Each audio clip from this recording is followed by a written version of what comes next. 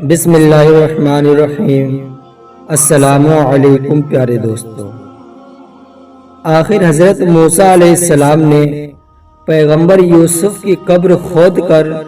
ان کی لاش کیوں نکالی تھی؟ دوستو،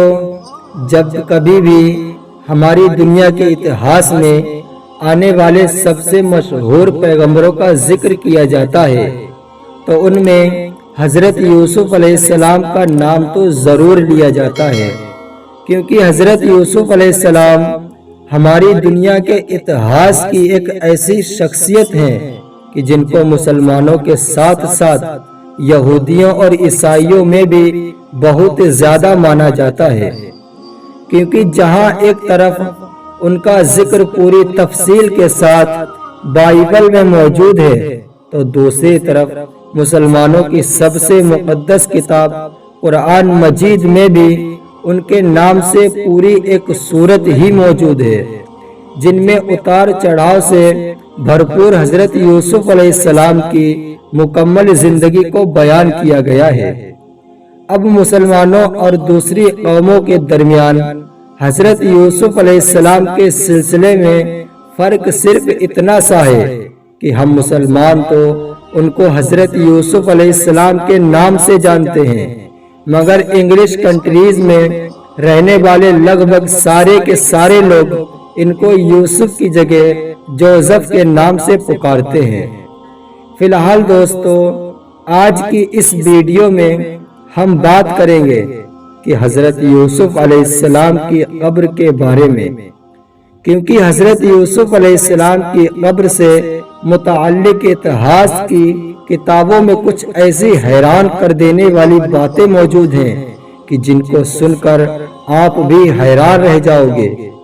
لیکن اس سے پہلے کچھ نظر ہم حضرت یوسف علیہ السلام کی زندگی پر ڈال لیتے ہیں۔ بچپن ہی سے حضرت یوسف علیہ السلام کے اوپر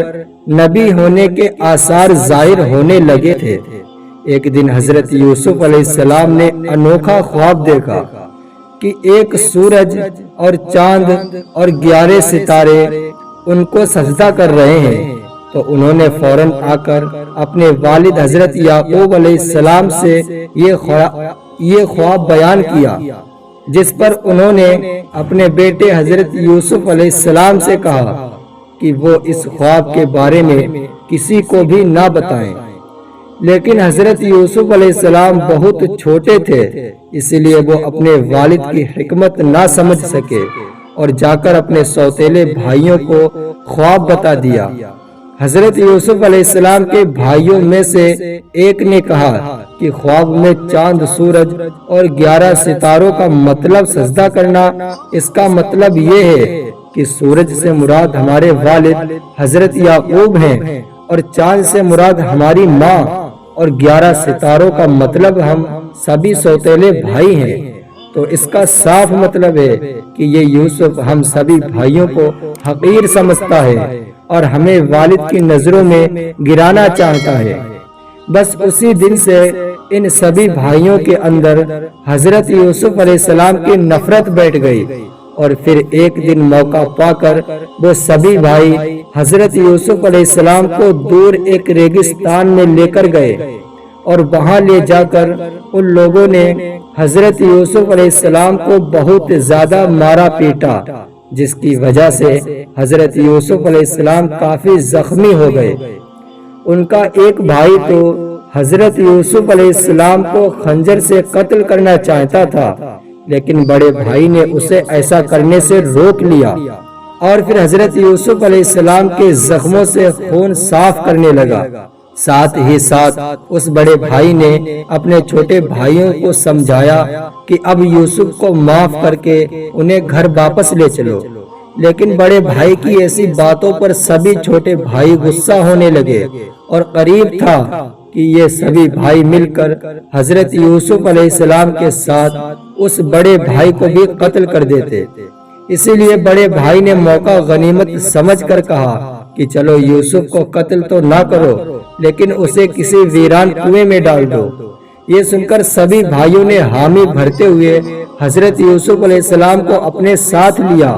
اور دور ریگستان کے ایک گہرے و نمکین پانی کے کنویں کے پاس پہنچے۔ وہاں پہنچ کر انہوں نے پہلے تو حضرت یوسف علیہ السلام کی قمیض نکالی اور اس کے بعد حضرت یوسف علیہ السلام کو اس کنویں کے اندر پھینک دیا۔ پھر ان سبھی بھائیوں نے ایک بکرا ذبح کیا، اس کے خون سے حضرت یوسف علیہ السلام کی قمیض کو پوری طرح رنگ لیا۔ پھر اسے لے کر وہ گھر پہنچے۔ گھر پہنچ کر جب ان کے والد حضرت یعقوب علیہ السلام نے اپنے بیٹوں سے پوچھا کہ آخر یوسف کہاں ہے، تو وہ سبھی لوگ گھٹنوں پر بیٹھ کر زور زور سے رونے لگے، اور پھر حضرت یعقوب علیہ السلام کو قمیض دکھاتے ہوئے کہا کہ ہم لوگ یوسف کو اپنے سامان کے پاس چھوڑ کر دور کھیلنے چلے گئے تھے، مگر شام کے وقت جب ہم سامان کے پاس لوٹے تو دیکھا کہ میرا بھائی یوسف کو تو بھیڑیا نے کھا لیا ہے۔ یہ سن کر حضرت یعقوب علیہ السلام روتے ہوئے وہ قمیض لے کر اپنے کمرے میں چلے گئے، مگر کچھ دیر بعد واپس آئے اور اپنے بیٹوں سے پوچھا کہ اے لڑکو، اگر یوسف کو بھیڑیا نے کھایا ہے تو ان کی قمیض تو پھٹی ہونی چاہیے، لیکن یا تو بالکل صحیح سلامت ہے، تو آخر وہ بھیڑیا کتنا سمجھدار تھا۔ والد کی ایسی بات سن کر ان سبھی بیٹوں کے پاس کوئی جواب نہ بچا۔ تھوڑی دیر بعد یہودا نے کہا کہ اس بات پر تو ہم لوگ بھی حیران ہیں کہ آخر ان کی قمیض کیوں نہیں پھٹی۔ حضرت یعقوب علیہ السلام سمجھ چکے تھے کہ میرے لڑکے مجھے دھوکہ دے رہے ہیں، اسی لیے کہا کہ اے میرے بچوں توبہ کر لو، کیونکہ ہمارا خدا سب کچھ جانتا ہے۔ اس کے بعد ایک لمبے وقت تک حضرت یعقوب علیہ السلام اپنے لڑکوں سے ناراض رہے اور یوسف علیہ السلام کی یاد میں روتے رہے۔ دوسری طرف حضرت یوسف علیہ السلام کو اس کنویں کے پاس سے گزر رہے ایک تجارتی قافلے نے نکال لیا اور پھر انہیں مصر کے بازار میں جا کر ایک غلام کے طور پر عزیز مصر کے ہاتھ بیچ دیا۔ عزیز مصر نے حضرت یوسف علیہ السلام کو بہت اچھی طرح سے پالا پوسا، یہاں تک کہ اسی کے گھر میں حضرت یوسف علیہ السلام جوان ہوئے۔ حضرت یوسف علیہ السلام کو اللہ تعالیٰ نے دنیا کی آدھی خوبصورتی عطا فرمائی تھی، اسی لیے جو بھی انہیں دیکھتا تو حیران رہ جاتا تھا۔ عزیز مصر کی ایک بیوی تھی کہ جن کا نام زلیخا تھا، وہ حضرت یوسف علیہ السلام کی خوبصورتی دیکھ کر ان کے عشق میں گرفتار ہو گئی، اور پھر ان سے ایک دن موقع پا کر حضرت یوسف علیہ السلام کو اپنے کمرے میں بلایا اور اپنی بری خواہش کو اظہار کیا۔ زلیخا چاہتی تھی کہ حضرت یوسف علیہ السلام اس کے ساتھ لیٹ کر غلط کام کرے، لیکن حضرت یوسف علیہ السلام نے اس کام سے انکار کر دیا، تو زلیخا نے حضرت یوسف علیہ السلام کے ساتھ زبردستی کرنے کی کوشش کی، تو حضرت یوسف علیہ السلام جلدی سے دروازے کی طرف بھاگے۔ ایک کے بعد ایک لگاتار 7 دروازے کھلتے چلے گئے، اور جب آخری دروازے پر پہنچے تو سامنے زلیخا کا شوہر عزیز مصر کھڑا تھا۔ شوہر کو دیکھ کر زلیخا نے بڑی چالاکی کے ساتھ سارا الزام حضرت یوسف علیہ السلام پر ڈالتے ہوئے کہا کہ اے میرے شوہر، تیرے گھر میں رہ کر جو تیری ہی بیوی کے ساتھ غلط کام کرنے کا ارادہ کرے تو اس غلام کو تو یا تو جیل میں ڈلوایا جائے یا تو سخت سے سخت سزا دی جائے۔ لیکن حضرت یوسف علیہ السلام نے فوراً عزیز مصر سے کہا کہ اے بادشاہ سلامت، معاملہ اس کا بالکل الٹا ہے، کیونکہ یہ خود ہی اپنا مطلب پورا کرنے کے لیے مجھ کو پھسلایا کرتی تھی۔ ایسے موقع پر زلیخا کے خاندان کے ایک دودھ پیتے بچے نے حضرت یوسف علیہ السلام کے حق میں گواہی دیتے ہوئے کہا کہ اے بادشاہ سلامت، اگر یوسف علیہ السلام کی قمیض آگے سے پھٹی ہے تو زلیخا سچی ہے، اور اگر یوسف کی قمیض پیچھے سے پھٹی ہوئی ہے تو یوسف سچے ہیں۔ پھر جب حضرت یوسف علیہ السلام کی قمیض دیکھی گئی تو وہ پیچھے سے پھٹی ہوئی تھی، مگر اس کے باوجود بھی حضرت یوسف علیہ السلام کو جیل میں ڈلوا دیا گیا، اور ایسا اس لیے کیا گیا تھا کیونکہ عزیز مصر پورے شہر میں اپنی عزت کو برقرار رکھنا چاہتا تھا۔ اس کو لگتا تھا کہ اگر لوگوں کو پتہ چل گیا کہ اس کی بیوی نے ایسا غلط کام کیا ہے تو پورے شہر میں اس کی عزت مٹی میں مل جائے گی۔ لیکن دوستو، اس کے بعد دنیا نے دیکھا کہ کس طرح اللہ نے دھیرے دھیرے وقت کو بدلا اور حضرت یوسف علیہ السلام جو کہ بچپن سے ایک غلام کے طور پر بکتے چلے آ رہے تھے، انہیں اللہ تعالیٰ نے مصر کا بادشاہ بنا دیا۔ مصر کا بادشاہ بننے کے بعد حضرت یوسف علیہ السلام کی ملاقات اپنے بھائیوں سے بھی ہوئی جو کہ کنعان سے مصر شہر کی طرف غلہ لینے کے لیے آئے تھے،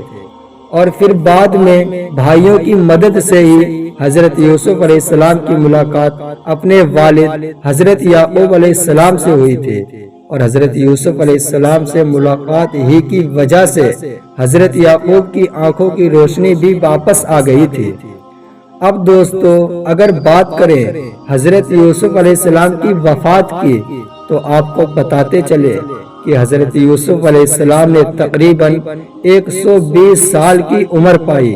اور جب وفات ہوئی تو حضرت یوسف علیہ السلام کی قبر کو لے کر لوگوں میں جھگڑا شروع ہو گیا، کیونکہ حضرت یوسف علیہ السلام کے ساتھ مصر میں رہنے والے لوگوں کی محبت کا عالم یہ تھا کہ ہر کوئی چاہتا تھا کہ حضرت یوسف علیہ السلام کو ہمارے محلے میں دفن کیا جائے، لیکن ظاہر ہے یہ تو ممکن نہیں تھا۔ اسی لیے آخر میں یہ فیصلہ کیا گیا کہ حضرت یوسف علیہ السلام کو دریائے نیل میں دفن کیا جائے، تاکہ دریائے نیل کا پانی حضرت یوسف علیہ السلام کی قبر کو ٹچ کرتا ہوا گزرے اور اس کے پانی سے پورے مصر والوں کو برکت حاصل ہو جائے۔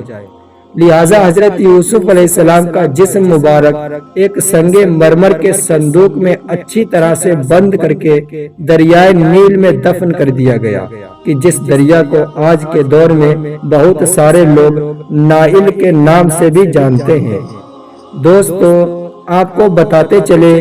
کہ یہ مصر کی وہی ندی ہے کہ جس کے پاس دنیا کی سب سے لمبی ندی ہونے کا ریکارڈ ہے۔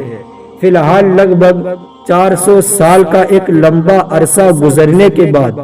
جب حضرت موسیٰ علیہ السلام کے دور میں فرعون کے ظلم و ستم کی وجہ سے